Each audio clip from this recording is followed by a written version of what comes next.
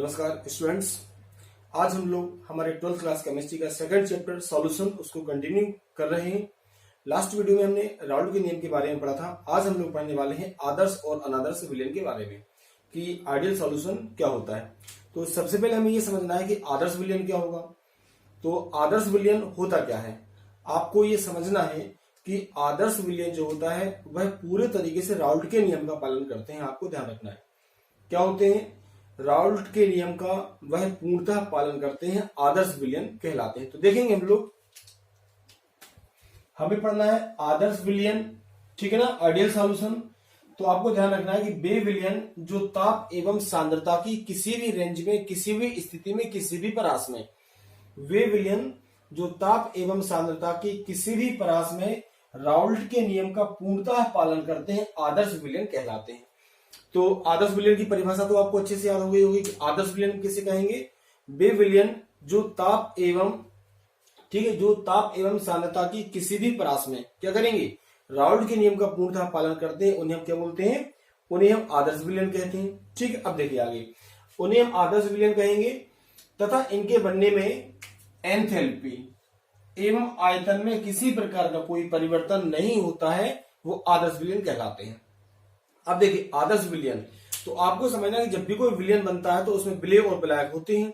विलेय और विलायक की जो इंटरेक्शंस अन्योन क्रिया होती है उससे क्या बनता है, आदर्श विलयन बनता है। तो आपको ध्यान रखना है कि जब जो दो घटक मिलेंगे, जो विलेय और विलायक होते हैं, उनकी जब अन्योन क्रिया होती है, उनकी जब आपस में क्रिया होती है, तो वह समान आकार समान संगठन की होना चाहिए, तब वह आदर्श विलयन के करीब होते हैं। तो आदर्श विलयन की परिभाषा आपको अच्छे समझना है। आदर्श विलयन की परिभाषा क्या होगी कि वे विलयन जो ताप एवं सांद्रता की किसी भी परास में राउल्ट के नियम का पूर्णतः पालन करते हैं, आदर्श विलयन कहलाते हैं तथा इनके बनने में एंथैल्पी और आयतन में किसी भी प्रकार का कोई परिवर्तन नहीं होता है। यहां से देखेंगे आप लोग कि आदर्श विलयन के लिए निम्नलिखित शर्तें आवश्यक है।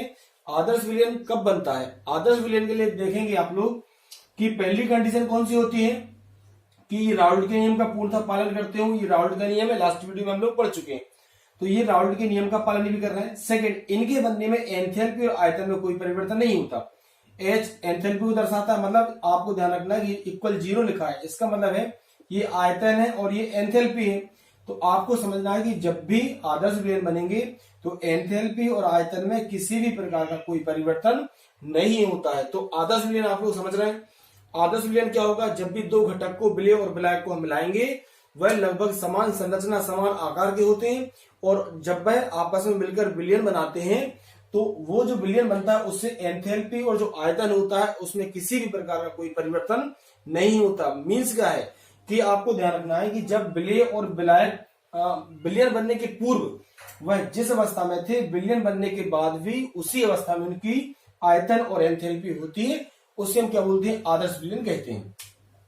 आदर्श विलयन के उदाहरण कौन कौन से होंगे, तो पहला उदाहरण हम देख पा रहे हैं बेंजीन और ये क्या है, टॉलुइन, हम जानते हैं।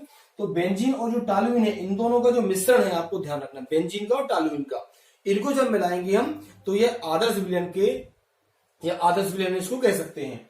यहाँ पे आप देख सकते हैं एथिल ब्रोमाइड और एथिल आयोडाइड, ये क्या है, यह भी आपको ध्यान रखना है, आदर्श विलयन के उदाहरण है। ठीक है, तो ये आपको अच्छे समझ में आ रहा होगा, ये होता है आदर्श विलयन। क्या होगा ये, आदर्श विलयन। एक बात और आप यहां से अच्छे से याद रख लीजिए कि आप इसको नोट कर सकते हैं कि वास्तविकता में आपको ध्यान रखना है कि कोई भी विलयन आदर्श विलयन नहीं होता, कोई भी विलयन आदर्श विलयन नहीं होता। हाँ, आपको ध्यान रखना अगर कोई इन कंडीशंस को फॉलो कर रहा है तो वह आदर्श विलयन कहला सकता है, लेकिन यह एक कल्पना मात्र है, आदर्श जैसा कुछ भी नहीं होता है। ठीक है, तो ये क्या था हमारा, ये था हमारा आदर्श विलयन। अब अगर मान लीजिए हमें इसमें ही समझना है कि अनादर्श विलयन हम किसे कहेंगे, तो देखिए आदर्श विलयन क्या होता है, राउल्ट के नियम का पालन करता है, जबकि अनादर्श विलयन जो है वो राउल्ट के नियम का पालन नहीं करता। तो यहां से आप क्या कर सकते हैं कि देखेंगे आप लोग, यहां से पहले तो हम लोग ये उदाहरण को मिटाएंगे, इसके चेंज हो जाएंगे। आपको ध्यान रखना है, हमें पढ़ना है कौन सा, हम पढ़ेंगे अब अनादर्श विलयन। आदर्श विलयन आप लोग समझ चुके हैं, ठीक है। तो अब हम क्या पढ़ने वाले हैं, अब हम लोग पढ़ने वाले हैं, देखेंगे आप लोग, अभी हमने कौन सा पढ़ा था, आदर्श विलयन, अब हम पढ़ेंगे अनादर्श विलयन।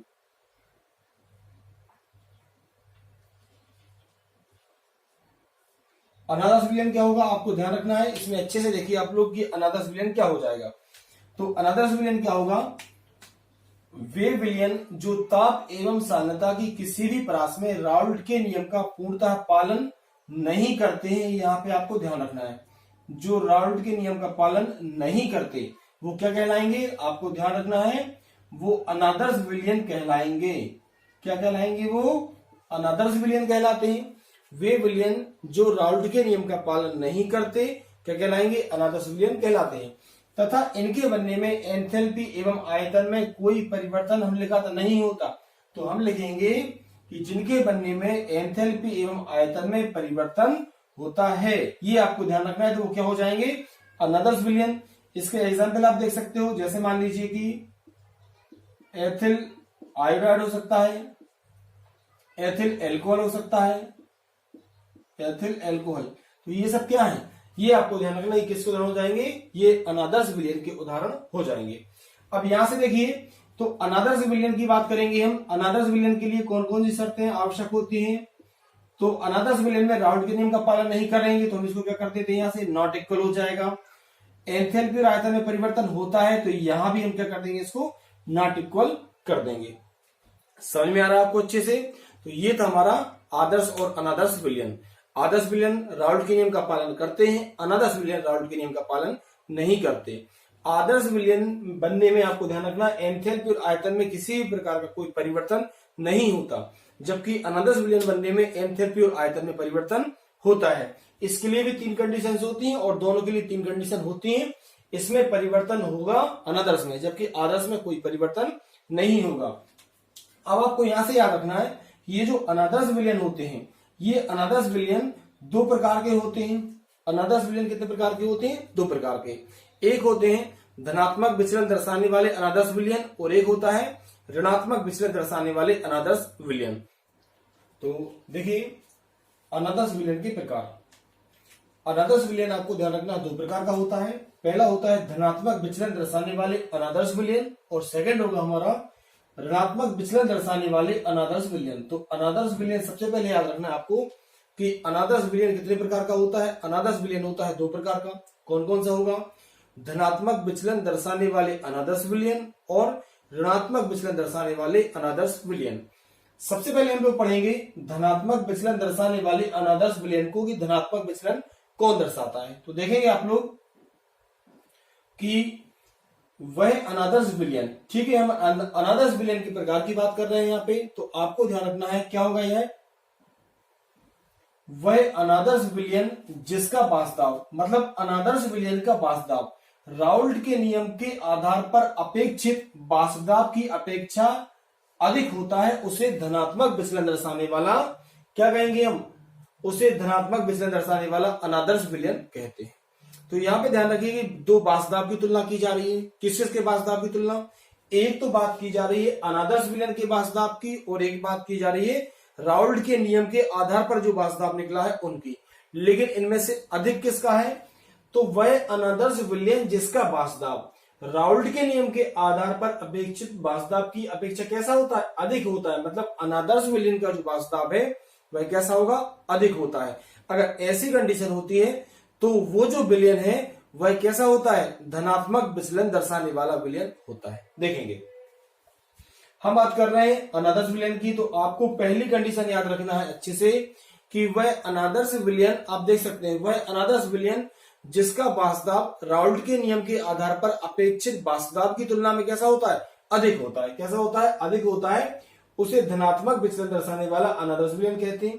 एक बात। सेकंड, सरल शब्दों में देख सकते हैं कि वह विलयन जिसका वास्तव, हमेशा तीनों कंडीशनों में केवल हम दोनों वास्तव की तुलना कर रहे हैं। एक हम बात कर रहे हैं अनादर्श विलयन के वास्तव की और दूसरा कर रहे थे राउल्ट के नियम के आधार पर जो वास्तव आया है उसकी। सेकंड कंडीशन बात करेंगे कि वह विलयन जिसका वास्तव आदर्श विलयन, ठीक है ना, आदर्श विलयन के वास्तव की अपेक्षा कैसा होता है, अधिक होता है।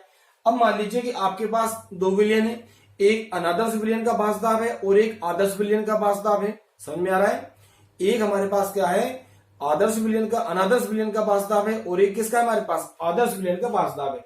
लेकिन अनादर्श विलयन का वास्तव कैसा है, ज्यादा है। देखिए वह विलयन जिसका वास्तव ठीक है, आदर्श विलयन के बाष्पदाब की अपेक्षा कैसा होता है, अधिक होता है। तथा ठीक है, एक और कंडीशन, धनात्मक विचलन दर्शाने वाले जो अनादर्श विलयन होते हैं, धनात्मक विचलन दर्शाने वाले अनादर्श विलयन होते हैं, इनका जो बाष्पदाब है ध्यान रखिएगा वो अधिक होता है और क्वथनांक कैसा होता है, कम होता है। समझ में आ गया आपको? तो इतनी कंडीशंस आपको याद रखना है। कौन कौन सी? देखिए, पहली कंडीशन आपने देखा कि वह अनादर्श विलयन जिसका बाष्पदाब राउल्ट के नियम के आधार पर अपेक्षित बाष्पदाब से अधिक होता है, एक कंडीशन। सेकंड आपने देखी कि वह विलयन जिसका बाष्पदाब आदर्श विलयन के बाष्पदाब की अपेक्षा कैसा होता है, अधिक होता है।